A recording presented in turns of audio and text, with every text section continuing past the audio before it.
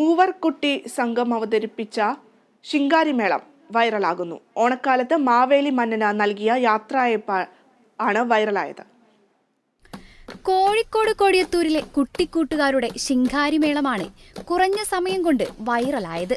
അവധിക്കാലത്ത് കുട്ടികളെല്ലാം മൊബൈൽ സ്ക്രീനിലേക്ക് ചുരുങ്ങിയപ്പോൾ ഈ കുട്ടിക്കൂട്ടം അസുരവാദ്യത്തിന്റെ താളത്തിലേക്ക് ലയിക്കുകയായിരുന്നു.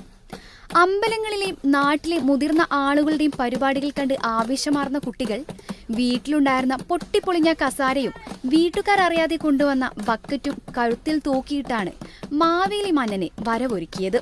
വീട്ടുകാർ ആദ്യമൊന്ന് എതിർത്തെങ്കിലും പിന്നീട് കുട്ടികളുടെ താളത്തിനൊത്ത് ആസ്വദിക്കുകയായിരുന്നു.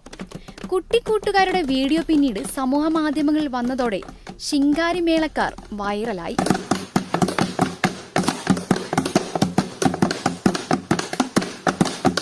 എന്നാൽ കുട്ടികളുടെ ആവേശം ഇരട്ടിയാക്കാനും കലാബോധത്തെ വളർത്താനും കാഴ്ചക്കാർ മറന്നില്ല.